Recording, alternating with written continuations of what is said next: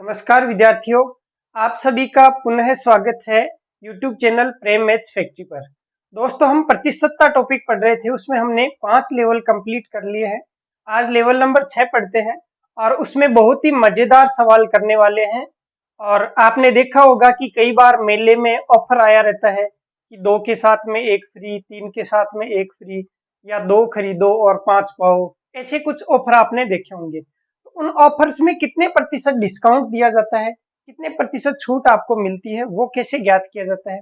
कई बार क्या होता है कि कोई व्यक्ति दावा करता है कि मैं जो वस्तु है वो क्रय मूल्य पर ही बेच रहा हूँ, मतलब जितने रुपए में खरीदी उतने में ही आपको बेच रहा हूँ, लेकिन वो बेईमानी करता है और वो कम बाट का प्रयोग करता है। जैसे 1 किलोग्राम आप वस्तु खरीदते हैं तो वह केवल आपको 900 ग्राम वस्तु ही तोल कर देता है। तो वह व्यक्ति कितने प्रतिशत बेईमानी करता है? दिखने में हमें ऐसा प्रतीत होता है कि वह मात्र 10% बेईमानी करता है, जबकि वास्तविकता ये होती है कि वो 10% से अधिक बेईमानी कर रहा होता है। तो आज की क्लास में हम ये चर्चा करेंगे और उसके बाद में आगे के लेवल कंटिन्यू देखेंगे। तो लिखेंगे आप लेवल नंबर 6 और इसमें एक सवाल से शुरुआत करते हैं।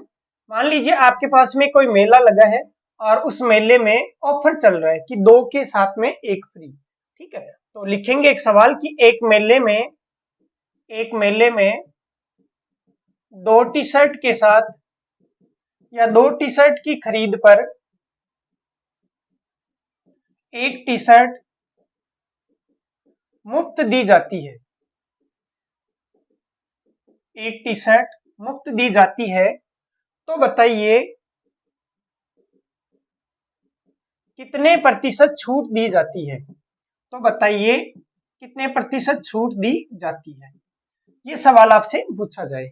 तो आप जनरली सोचते हैं कि 2 के साथ में 1 फ्री, इसका मतलब 2 में से 1 फ्री है और 2 में से 1 फ्री होता है, तो आप सोचते हैं कि 50% डिस्काउंट मिल रहा है, इसका मतलब बहुत अच्छा ऑफर है और आप जल्दी से उस वस्तु को खरीद लेते हैं।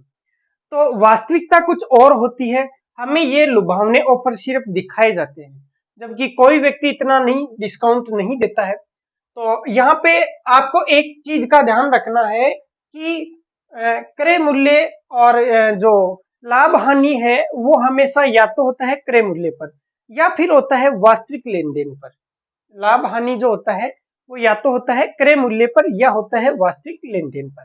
तो आपको यही चीज यहाँ पे ध्यान रखनी है कि वास्तव में जो लेन देन हो रहा है वो कितना हो रहा है। तो आपको सबसे पहले हम मेले में लेके चलते हैं। तो मान लीजिए कोई मेला है और उस मेले में कोई व्यक्ति है, उसने एक रेहड़ी लगा रखी है और इस रेहड़ी के ऊपर खूब सारे कपड़े हैं वो उसने रख रखे हैं। अब खूब सारे कपड़े हैं रख रखे हैं, तो कई लोग आते हैं, उनमें से अच्छे अच्छे सेलेक्ट करते हैं और उसके बाद में उनसे ले जाते हैं।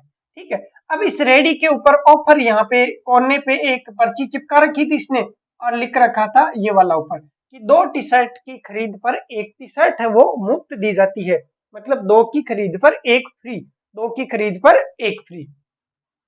अब आप क्या करेंगे, वास्तविकता देखेंगे।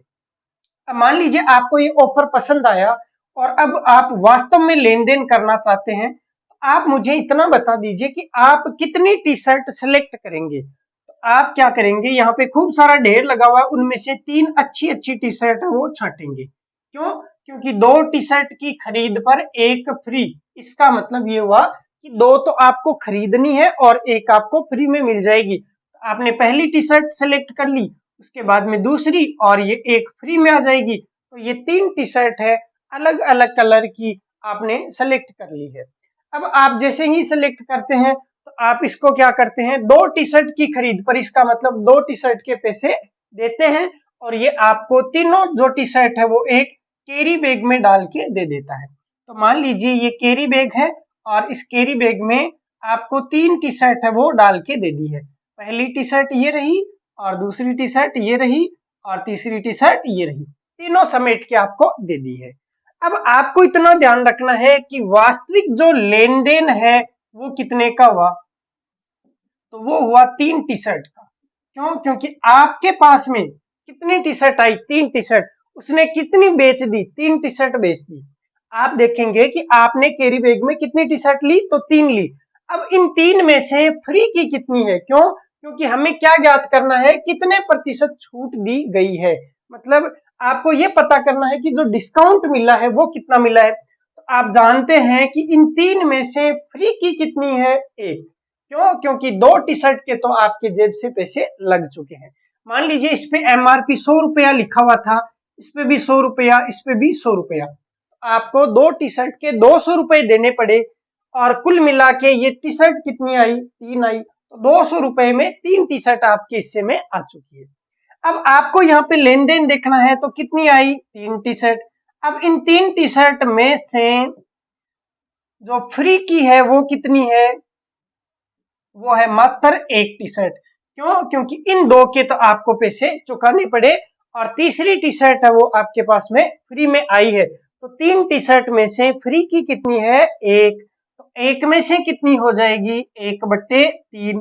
अब आपको प्रतिशत ज्ञात करना है, तो कैलकुलेशन कितने पे करेंगे, 100 पर। तो 1/3 गुणा 100 और ये होता है 33 सही 1/3%। तो हमें ऐसा प्रतीत हो रहा था कि 2 पर 1 फ्री मतलब 50% डिस्काउंट। ऐसा हमारा दिमाग कैलकुलेशन करता है कि 2 में से 1 फ्री, इसका मतलब 1/2 गुणा 100 और आना चाहिए 50, जबकि ये गलत होता है। वास्तविकता में 3 में से 1 फ्री है और आपको मात्र छूट मिली है कितनी, 33 सही 1/3% की। तो ध्यान रखिए कि जो डिस्काउंट जितना दिखता है उतना नहीं होता है, उससे हमेशा कम होता है। ठीक है, तो जल्दी से इसको नोट कीजिए, अगला सवाल फिर देखते हैं।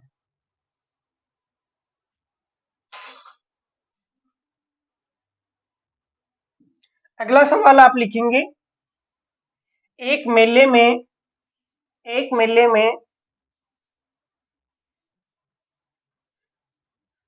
3 साबुन की खरीद पर, एक मेले में 3 साबुन की खरीद पर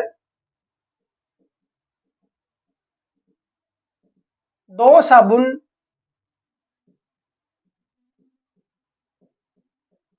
मुफ्त दिए जाते हैं।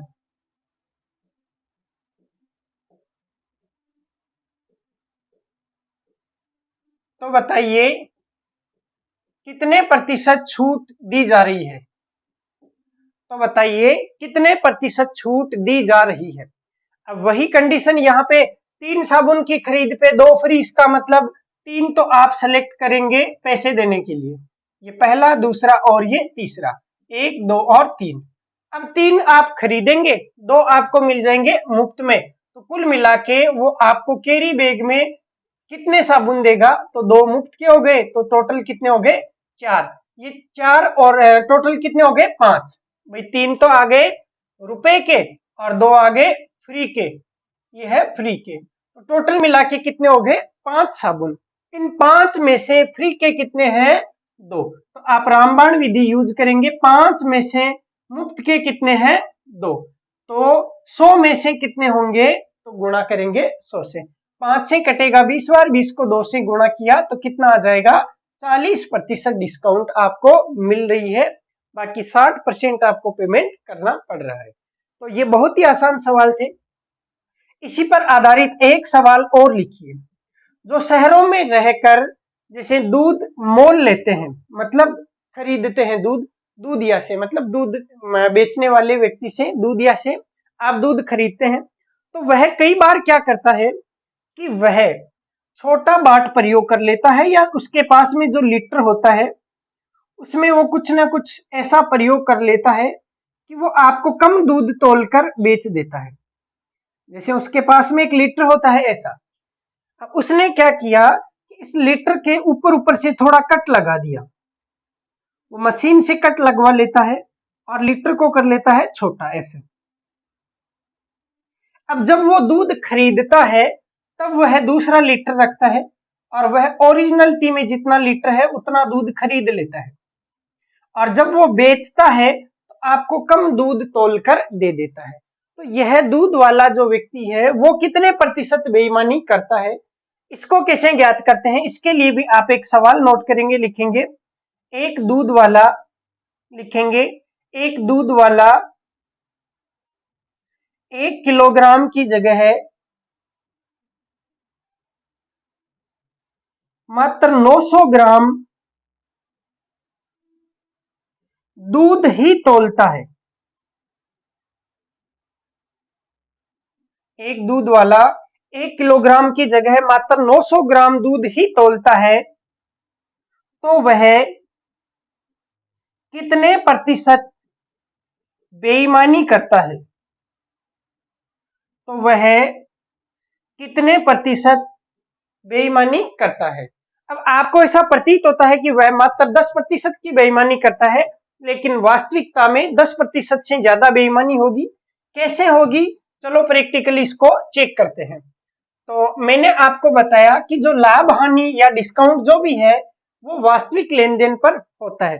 कहने में या दिखने में कुछ भी हो, लेकिन आपको ये चेक करना है कि वास्तव में जो लेन देन है वो कितना हो रहा है। आप गए दूध का टोपिया लेके, मतलब दूध का कोई कटोरा या टोपिया लेके गए, और ये भाई साहब आ गए दूध वाले। अब इसके पास में कोई बाइक है और इस बाइक पे इसने दूध रख रखा है, ठीक है, या साइकिल मान लीजिए, ये इसके पास में साइकिल है और इसने साइकिल पे दूध का ड्रम है वो टका रखा है, ठीक है। अब यहाँ पे इसने ड्रम है वो लगा रखा है। आप गए कि भाई साहब मुझे 1 किलो दूध है वो दे दीजिए, तो ये कहता है बिल्कुल अभी देते हैं। तो आप जैसे ही ये टोपिया लेके इसके पास में जाते हैं, इसने वही लीटर छोटे वाला जिसमें इसने बेईमानी कर रखी है दूध के इस ड्रम में डुबोया और आपको इस टोपिये के अंदर 1 किलो दूध है वो अपने हिसाब से तोल के दे दिया। अब प्रश्न में लिखा गया है कि 1 किलो नहीं देता है, वह 1 किलो की जगह कितना देता है? 900 ग्राम। आपके टोपिये में कितना ग्राम आया? 900 ग्राम, क्योंकि 1 किलो तो आपने मांगा था कि भाई साहब 1 किलोग्राम दूध दे दीजिए। उसने कितना दूध दिया? तो मात्र 900 ग्राम दूध उसने दिया। अब आप पूछेंगे कि क्या भाव है, तो वो कहेगा 50 रुपए किलो के हिसाब से है, तो आप उसको 50 रुपए पकड़ा देंगे। अब वास्तविकता में उसने 1 किलो के पैसे ले लिए, मतलब कितने ग्राम के पैसे ले लिए? 1000 ग्राम के।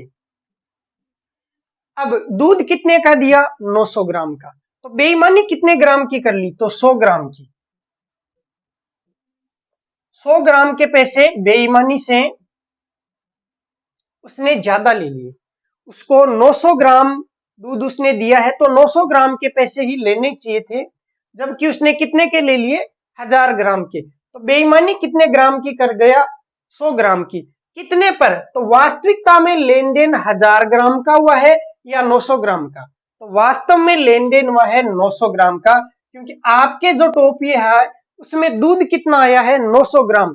तो उसने 900 ग्राम दूध बेचकर बेईमानी कर ली, मतलब 900 ग्राम पर बेईमानी इसने कितने की है? तो वह कर ली है 1000 ग्राम की, 100 ग्राम की, सॉरी। 900 ग्राम पर बेईमानी कितनी कर ली? 100 ग्राम की।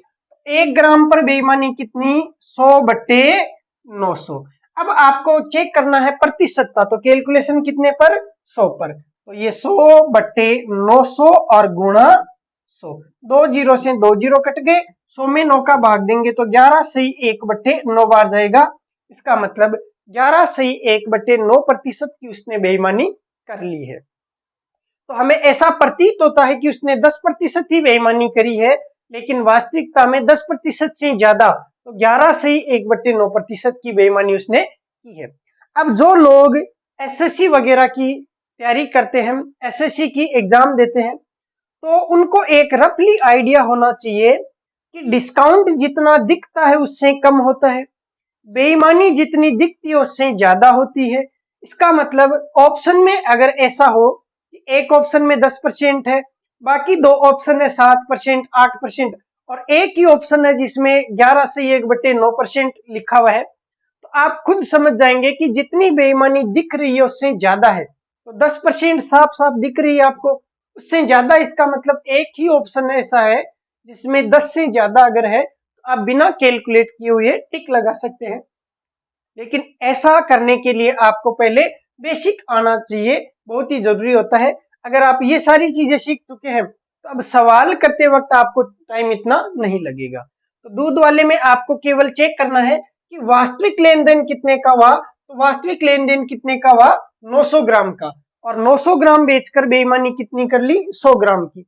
अब ये आगे जाएगा, आगे दूसरा कोई ग्राहक आएगा, वो भी अपना टोपिया लेके आएगा, तो उसको मान लीजिए 2 किलोग्राम दूध लेना है तो वो 900 ग्राम, फिर 900 ग्राम, ऐसे 2 बार में 1800 ग्राम दूध बेच देगा और पैसे कितने का लेगा, 2000 ग्राम का। 1800 ग्राम पे बेईमानी 200 ग्राम की कर लेगा, तो 900 ग्राम पे बेईमानी 100 ग्राम की कर लेगा। तो यह इसी प्रकार से प्रत्येक व्यक्ति से 11 से 1/9% बेईमानी के हिसाब से पैसे ज्यादा ले लेगा। ठीक है, अगला एक सवाल और लिखेंगे आप। एक मिठाई वाला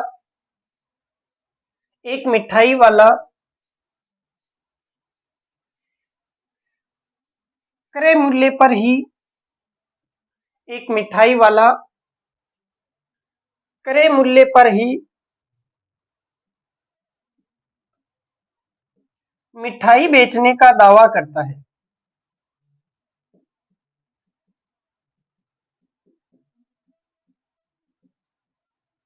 परंतु वह 1 किलोग्राम के बाट की जगह है, परंतु वह 1 किलोग्राम के बाट की जगह है 800 ग्राम बाट का प्रयोग करता है, तो वह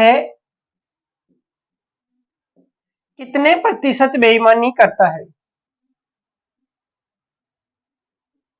या ऐसे भी पूछा जा सकता है कि उसका लाभ कितने प्रतिशत है, क्योंकि जितनी वह बेईमानी करता है उतना ही ज्यादा वो लाभ कमा लेता है। क्यों? क्योंकि क्रय मूल्य पर बेचने का दावा वो कर रहा है, मतलब वो कहीं से अन्य जगह से मिठाई खरीदता है और व्यक्तियों को कहता है कि जितने में मैंने मिठाई खरीदी है उसी भाव से मिठाई आपको बेच रहा हूं। लेकिन वो क्या करता है कि 1 किलोग्राम के बाट की जगह 800 ग्राम बाट का प्रयोग करता है, मतलब वह 200 ग्राम मिठाई कम तोलता है। अब ये जो 200 ग्राम मिठाई कम तोली, तो आप जब किसी व्यक्ति के पास, जिसके पास में मान लीजिए ऐसा डिजिटल कांटा लगा हुआ है, और उस डिजिटल कांटे वाले व्यक्ति के पास में जाते हैं और यहाँ पे आपको डिजिटल कांटे में तो दिख जाएगा कि कितना तोल रहा है, लेकिन कई बार क्या करता है वो इस कांटे को इस प्रकार से सेट करके रखते हैं कि 200 ग्राम तो ऑलरेडी, आप इसमें कुछ भी वजन नहीं डालेंगे तो भी 200 ग्राम तो उसमें पहले से रहेगा, और 800 ग्राम मिठाई वो डाल देगा, आपको दिखने में 1000 ग्राम दिखेगा, आप खरीद के उसको लेके आ जाएंगे। तो उसने वास्तविकता में आपको कितनी मिठाई बेची, 800 ग्राम। क्यों? क्योंकि वह 1 किलोग्राम बाट की जगह 800 ग्राम बाट का ही प्रयोग करता है। आपसे पैसे कितने के लेगा, 1000 ग्राम के, तो कितने रुपए फालतू के ले लिए, तो 200 ग्राम के पैसे बेईमानी से ले लिए, तो 200 ग्राम की कर ली उसने बेईमानी। अब जितनी वह बेईमानी करता है उसके तो जेब में ही आ रहा है वो सारा, मतलब उतना ही उसको व्यक्ति को लाभ हो जाता है। तो 800 ग्राम पर बेईमानी कितनी की, 800 ग्राम पर बेईमानी है 200 की, तो 100 पर कितनी होगी, तो कैलकुलेशन करेंगे तो आएगा 25%। 2 से कट गया 4 बार, 4 से कट गया 25 बार, तो दिखता ऐसा है कि उसने मात्र 20% की ही बेईमानी की है, लेकिन हकीकत में उसने 25% की बेईमानी की है, और जितनी बेईमानी की उतना ही उसको हो गया है लाभ। ऐसी कंडीशन में उसको 25% का लाभ होता है, या कहें 25% की वह बेईमानी करता है।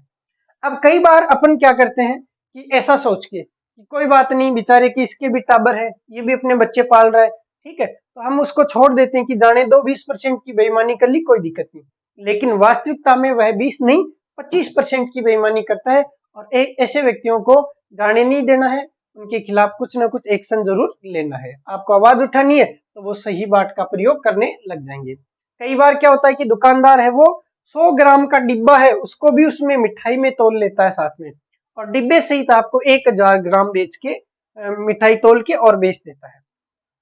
अब पूछ लिया जाए कि कितने प्रतिशत बेईमानी करता है, तो सेम वही होगा, आपको 100 ग्राम जो डिब्बे है उसको तो मतलब उसके पैसे नहीं देने थे, वो तो फ्री में आता है, लेकिन उसने 100 ग्राम डिब्बा और 900 ग्राम मिठाई तोल के और टोटल कर दिया 1000, आपसे पैसे ले लिए 1000 के। तो वास्तव में मिठाई कितनी आई, 900 ग्राम, तो 900 ग्राम पर बेईमानी कितने की कर ली, 100 ग्राम की, तो 100 पर कितने करेगा तो 11 सही 1/9% की वह बेईमानी कर रहा है। तो सवाल पूछने का तरीका अलग अलग हो सकता है, आपको केवल इतना ध्यान रखना है कि वास्तव में जो लेन देन है वो कितने ग्राम का हो रहा है और आपसे कितने पैसे फालतू में उसने ले लिए हैं, वो उसने बेईमानी कर ली है। तो लेवल नंबर 6 कंप्लीट हुआ। अब अगला देखते हैं लेवल नंबर 7। लेवल नंबर 7 पढ़ने से पहले हम एक कहानी सुनते हैं। कई व्यक्तियों की आदत होती है कि वो ना तो भाव पूछते हैं किसी चीज के और ना ही ये पूछते हैं कि कितनी आपने दी। वो क्या करते हैं, रुपए लेके जाते हैं और रुपए दुकानदार को पकड़ा देते हैं और कहते हैं, जैसे उदाहरण के लिए कि 10 रुपए की भाई काली मिर्च दे दो। कई बार अपन ऐसा ही करते हैं, दुकान पे जाते हैं और कहते हैं कि भाई साहब 10 रुपए की काली मिर्च दे दो, या हम कहते हैं कि 20 रुपए की काली मिर्च दे दो, या हम कहते हैं कि 10 रुपए की इलायची दे दो, 10 रुपए की अदरक दे दो। तो हम ये वस्तुएं लगभग बार क्या करते हैं, भाव पूछे बिना। आप कभी भी, शायद मेरे हिसाब से 99% लोग हैं वो काली मिर्च के भाव नहीं पूछते हैं। वो कभी ये नहीं पूछते कि काली मिर्च क्या भाव है, 2000 रुपए किलो है, फिर आप कहेंगे कि आप 100 ग्राम दे दो। ऐसा कभी नहीं होता है। काली मिर्च आप लेते हैं तो हमेशा रुपए की लेते हैं, जैसे 10 रुपए की दे दो, 20 रुपए की या 50 रुपए की काली मिर्च दे दो, ठीक ऐसे ही आप खरीदते हैं। ऐसा ही गांव में एक व्यक्ति था और वह शाम को अपने घर आता ऑफिस से, तो रास्ते में एक किराना की दुकान थी। अब इस किराना पे एक सेठ जी बैठते थे। ये सेठ जी बैठे हैं। अब मान लीजिए कोई व्यक्ति है या मान लीजिए कोई शिक्षक है, वो कोचिंग में पढ़ा के और शाम को घर आता है और घर आते वक्त है वो किराना का सामान लेके आ जाता है। अब जब भी शिक्षक को तनख्वाह मिलती है महीने की 1 तारीख को, तो ये हर बार क्या करता है, 1 तारीख को इस दुकान पे जाता है और इस दुकान वाले से कुछ सामान खरीद के लेके आता है। अब ये व्यक्ति 500 रुपए की चीनी खरीदता है। ये हर महीने की 500 रुपए की चीनी खरीदता है, या मान लीजिए चावल खरीदता है। आप सोचेंगे कि इतनी चीनी थोड़ी पिएगा, तो मान लीजिए आप चावल खरीदता है, 500 रुपए के चावल खरीदता है। अब ये दुकान वाले को यह नहीं पूछता कि क्या भाव है, ठीक है, कितने किलो आपने चावल दिए हैं, कुछ नहीं पूछता। ये क्या करता है, 500 रुपए का नोट इसको पकड़ाता है और कहता है भाई साहब बढ़िया से चावल दे दो। बस ये एक शब्द कहता है कि बढ़िया वाले चावल दे दो। तो ये व्यक्ति हर बार इस गुरुजी को चावल देता है और चावल है वो एक पैकेट में पैक करके और पकड़ा देता है ऐसे। अब कितने चावल आए हमें कुछ भी नहीं पता, लेकिन ये गुरुजी है वो चावल का थैला उठाते हैं और थैले को लटकाते हुए और फिर अपने घर पे आ जाते हैं और श्रीमती जी को चावल दे देते हैं। 1 महीने तक चावल चला लेते हैं। कभी खत्म भी होने वाले होते हैं तो कहते हैं कि अब थोड़े कम बर्त लेना, जब 1 तारीख को सैलरी आएगी तो नए चावल और लाके दे दूंगा। अब क्या हुआ कि महंगाई का दौर है, कभी कभार भाव बढ़ जाते हैं। अब अगली बार क्या हुआ कि ये महोदय दुकान पे गए, फिर वही 500 रुपए का नोट इसको पकड़ाया और कहा सेठ जी 500 रुपए के वही वाले चावल जो पिछली बार आपने दिए थे बढ़िया वाले वो दे देना। सेठ जी समझ गए कि व्यक्ति बार बार आ रहा है, मेरा परमानेंट ग्राहक हो चुका है, तो ये अगली बार भी मेरे पास ही आएगा। पेट तो पहले बनी हुई है ही, इसका अच्छा बिजनेस चल रहा है, इस बार भी ये चावल तोल के दे देता है। ये लो गुरुजी चावल। अब जैसे ही गुरुजी चावल का थैला उठाते हैं तो उनको महसूस होता है कि यार गड़बड़ है कुछ तो। इस बार जो वजन है वो पिछली बार से कम है।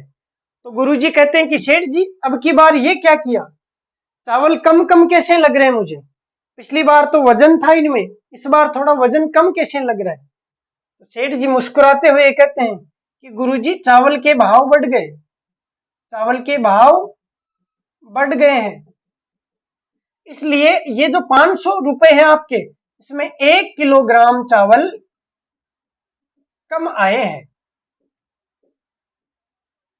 और चावल के जो भाव है वो भी बता देता है कि 10% बढ़ गए हैं।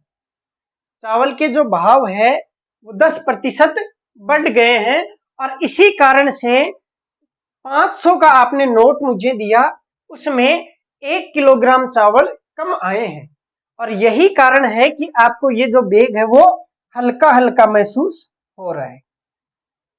अब गुरुजी गणित पढ़ाते थे मेरी तरह, तो यहाँ तो जिद्दी करें तो आसपास के लोग सुने और कहें कि मास्टर जी आप तो बहुत ज्यादा कंजूस हो। तो गुरुजी ने थैला उठाया और मन मन में कैलकुलेशन स्टार्ट कर दी कि यार मैं लोगों को गणित पढ़ाता हूँ और बेईमानी के बारे में बताता हूँ कि सेठ जी इतनी बेईमानी करते हैं, इतनी बेईमानी करते हैं, इतना कम तोलते हैं, और आज सेठ जी ने मुझे ही ठग लिया। तो वो दिमाग में कैलकुलेशन दौड़ाते हैं कि यार चावल के पुराने क्या भाव थे, 10% वृद्धि हो गई तो अब क्या भाव हो गए। अब आपको एग्जामिनर यही दो चीजें पूछेगा कि एक तो चावल का पुराना मूल्य क्या था, मतलब भाव बढ़ने से पहले, पुराना मूल्य का मतलब प्रारंभिक मूल्य क्या था, या शुरुआती मूल्य क्या था, या ओल्ड प्राइस क्या थी, या भाव बढ़ने से पहले मतलब मूल्य वृद्धि होने से पहले भाव क्या था। और एक आपको पूछा जाएगा नया मूल्य क्या है। ये दो प्रकार के मूल्य आपसे पूछे जाते हैं। तो इसमें आपको एक सूत्र मैं बताता हूं, वो याद कर लेना है, क्योंकि बेसिक तरीके से आप सोल्व करेंगे तो बहुत ज्यादा टाइम आपका खराब हो जाएगा। आपको नया मूल्य ज्ञात करना है, तो देखो क्या करना है। सबसे पहले रुपए, बट्टे में लिखनी है मात्रा। मात्रा कौन सी वाली, जितनी कम आई है या ज्यादा आई है। यहाँ पे सवाल में रुपए कितने दिख रहे हैं, 500, बट्टे में मात्रा कितनी, 1 किलोग्राम। वो फिर गुणा करना है, यहाँ पे लिखना है प्रतिशत, वृद्धि हो तो वृद्धि कर देना और कमी हो तो कमी कर देना, और इसके बट्टे में कितना लिखेंगे, 100 लिखेंगे। नया मूल्य तो हो जाएगा रुपए बट्टे मात्रा गुणा प्रतिशत वृद्धि या कमी और बट्टे में 100। और पुराने वाला जो मूल्य है उसमें हम क्या करेंगे, तो हम लिखेंगे रुपए बट्टे मात्रा गुणा प्रतिशत वृद्धि या फिर कमी हो तो कमी बट्टे 100। अब देखना यहां पे थोड़ा सा चेंज करना है, अगर वृद्धि हो तो प्लस कर देना, कमी हो तो माइनस कर देना, और यही चीज लिख देना प्रतिशत वृद्धि या कमी। देखो पुराना मूल्य ज्ञात करना है तो क्या करना है, नए वाला है वो सूत्र सेम है, बट्टे में यहां पे क्या कर देना 100 प्लस, अगर वृद्धि हो तो प्लस कर देना, कमी हो तो माइनस कर देना, वृद्धि या कमी। अब ये सूत्र आप नोट कर लीजिए, उसके बाद में हम सवाल देखते हैं, फिर आपको बेसिक तरीके से भी ये सवाल में समझा दूंगा। तो आप दोनों सूत्र नोट कर लीजिए, फिर एक सवाल देखते हैं।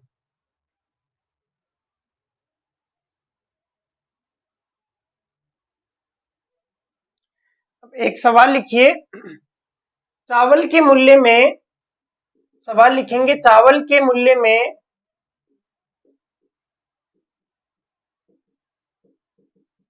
20% वृद्धि हो जाने से एक गृहिणी 360 रुपए में 1 किलोग्राम चावल कम खरीद पाती है।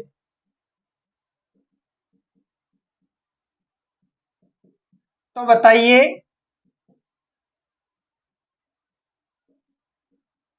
चावल का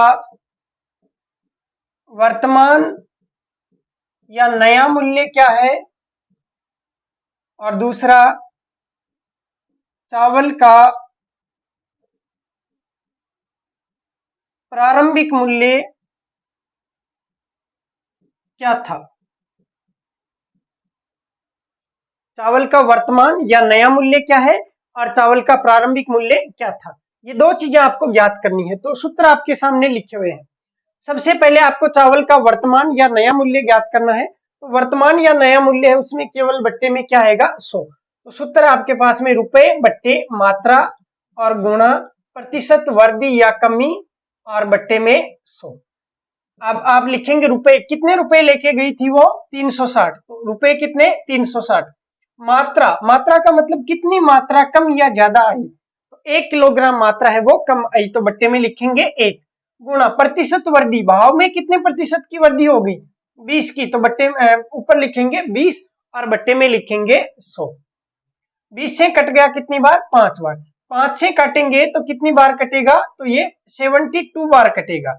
इसका मतलब चावल का वर्तमान या जो नया मूल्य है वो 72 रुपए है, और ये 1 किलो मात्रा, इसका मतलब ये किलो के हिसाब से मूल्य आएगा, इसका मतलब 72 रुपए प्रति किलोग्राम। यहाँ पे जो मात्रा दी गई है उसके हिसाब से मूल्य आता है, तो यहाँ पे मात्रा है वो किलोग्राम में है। जैसे यहाँ पे 2 किलोग्राम होता तो यहाँ पे किलोग्राम के हिसाब से, 3 किलोग्राम होता तो भी यहाँ पे भाव आता किलोग्राम के हिसाब से, 3 लीटर होता तो भाव आता लीटर के हिसाब से। आपको ये नहीं देखना है कि 1 किलोग्राम है तो यहाँ पे भाव है वो 1 किलो का आएगा, नहीं, ये जो भाव आएगा वो यहाँ पे जो इकाई दी गई है किलोग्राम में इकाई है, इसका मतलब भाव आएगा किलोग्राम के हिसाब से, तो प्रति किलोग्राम भाव आ जाएगा। तो 1 किलोग्राम के कितने रुपए लगते हैं वर्तमान में 72 रुपए। दूसरा आपको ज्ञात करना है चावल का प्रारंभिक मूल्य क्या था। प्रारंभिक मूल्य के लिए सूत्र क्या है, रुपए बट्टे मात्रा गुणा प्रतिशत वृद्धि या कमी और बट्टे में 100, और प्लस माइनस, वृद्धि है तो प्लस और कमी है तो माइनस, जितनी वृद्धि है या कमी है वो लिख देंगे। तो प्रारंभिक मूल्य के लिए हम सबसे पहले लिखेंगे, सूत्र लिख देता हूं, देखो रुपए और बट्टे में मात्रा और गुणा प्रतिशत वृद्धि या फिर जो कमी है वो, और बट्टे में 100, वृद्धि है तो प्लस कर देंगे प्रतिशत वृद्धि, कमी है तो माइनस कर देंगे प्रतिशत कमी। चलो दोनों लिख देते हैं,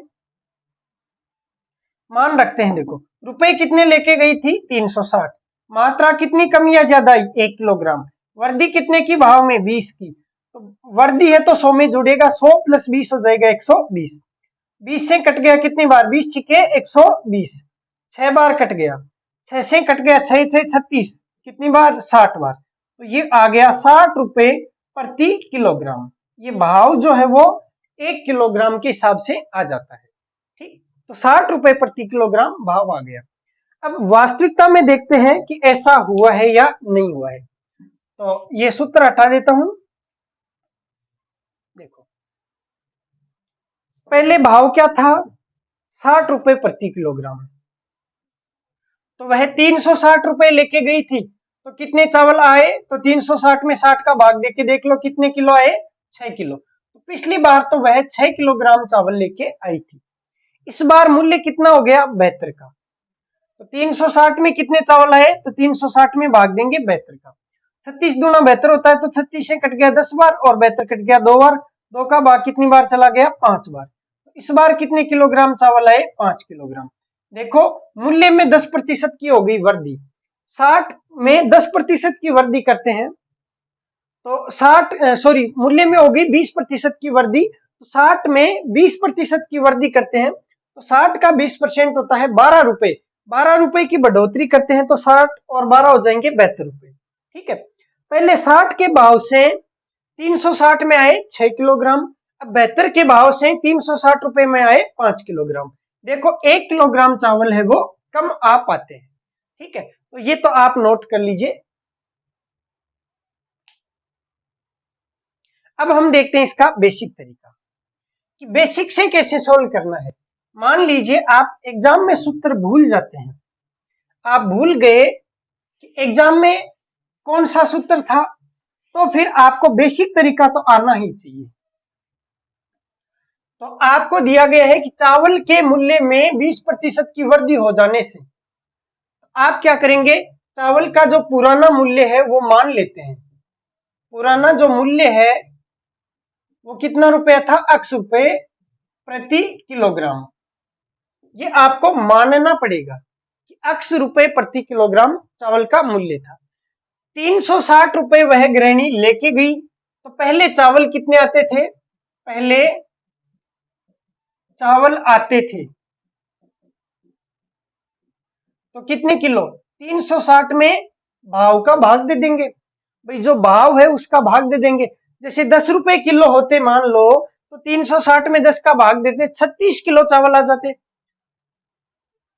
₹20 प्रति किलोग्राम के भाव से भाव होते तो 360 में 20 का भाग देते 18 किलो चावल आ जाते। तो हमें जब चावल की मात्रा ज्ञात करनी हो तो टोटल रुपए में भाव का भाग दे दो, ऐसा करने से मात्रा आ जाएगी। तो ये तो होगी मात्रा पहले वाली। अब जो नया मूल्य है वो हो गया 20% बढ़ गया। देखो नए मूल्य में 20% की वृद्धि हो चुकी है। तो 20% जब वृद्धि करते हैं तो x का 120% कर देंगे। ठीक है, आप इतना तो जानते ही हैं कि कोई भी चीज है वो अपने आप में कितनी है, 100 होती है, 100% होती है।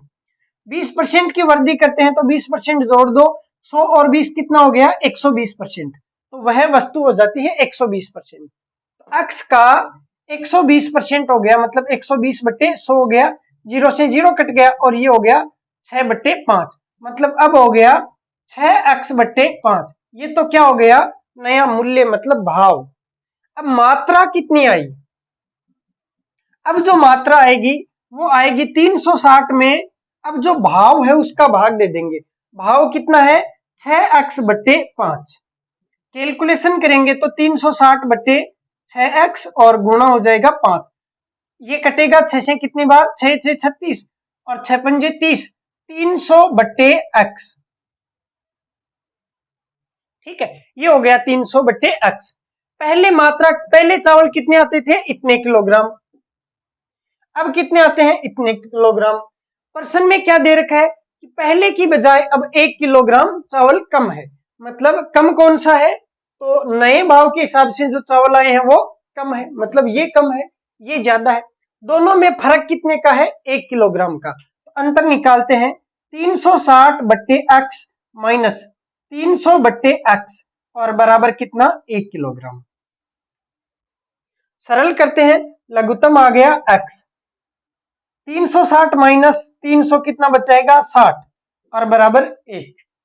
x का पक्षांतरण करते हैं, ये कैलकुलेशन तो कर ही लेंगे आप। x लघुत्तम आ गया, x का भाग x में एक बार, 1 को 360 से गुणा किया 360, माइनस x का भाग x में एक बार, तो 1 को 300 से गुणा किया 300, तो बच गया 360 माइनस 300 बच गया 60। वज्र गुणा करेंगे तो x गुणा होगा 1 से, तो आ जाएगा x बराबर 60। x का मान कितना आ गया, 60। x का मान 60 का मतलब क्या हो गया, पुराना मूल्य क्या था, x मतलब 60, नया मूल्य क्या हो गया, तो 6x/5। 6 गुणा x का मान कितना रखेंगे, 60/5, 5 से कट गया, 12 12 छिके 72 रुपए। तो ये आ गया पुराना मूल्य और ये आ गया नया मूल्य। ये हो गया भाई बेसिक तरीके से।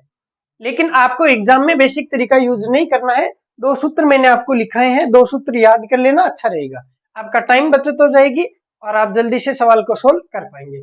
जल्दी से इसको नोट कर लीजिए, अगला सवाल देखते हैं।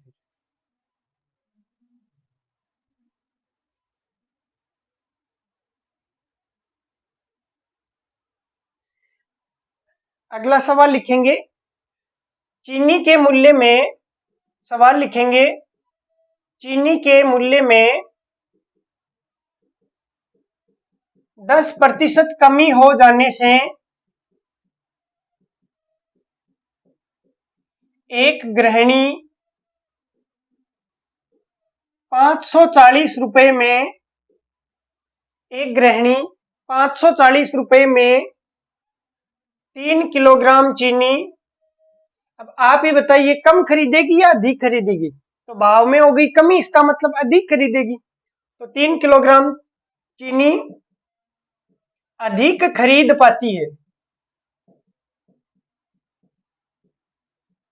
तो पहला आपको बताना है चीनी का प्रारंभिक मूल्य क्या था, और दूसरा आपको बताना है चीनी का नया मूल्य क्या है, चीनी का नया मूल्य क्या है। तो इस सवाल को सरल करते हैं। इसमें सवाल में 2 मूल्य आपको पूछे गए हैं, दोनों के सूत्र आपको याद है।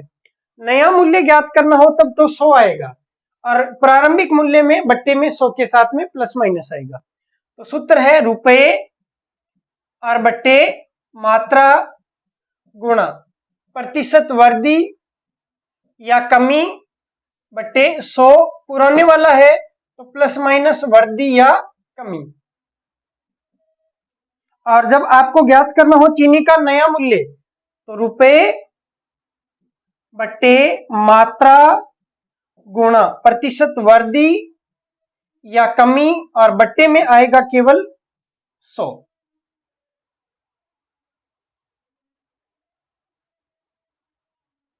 ठीक है, सोल्व करते हैं। रुपए कितने लेके गई थी 540, मात्रा कितनी कम या ज्यादा आई 3 किलोग्राम तो बट्टे में 3 गुणा प्रतिशत वृद्धि हुई है या कमी 10 की हुई है कमी तो 10। अब देखेंगे 100 और कमी है 10 की तो 100 माइनस करेंगे 10, 100 माइनस 10 कितना होता है 90। इसको कैलकुलेशन को सोल्व करते हैं तो 0 से 0 कट गया, 9 से कट गया, 9 छिके 54, 60 बट्टे 3 कितना आ गया 20। अब ये जो 20 रुपए आया है वो आया है 1 किलो का, 20 रुपए प्रति किलोग्राम, क्योंकि इकाई क्या है किलोग्राम में, वह 540 में 3 किलोग्राम तो इकाई किलोग्राम में है तो जो भाव आएगा वो किलोग्राम में आएगा। तो 20 रुपए प्रति किलोग्राम के भाव से पहले पुराना भाव था।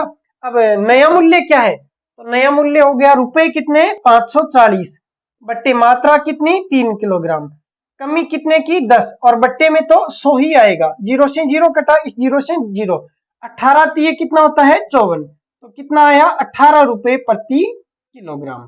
तो नया मूल्य आ गया 18 रुपए प्रति किलोग्राम। पुराना मूल्य कितना था 20 रुपए प्रति किलोग्राम।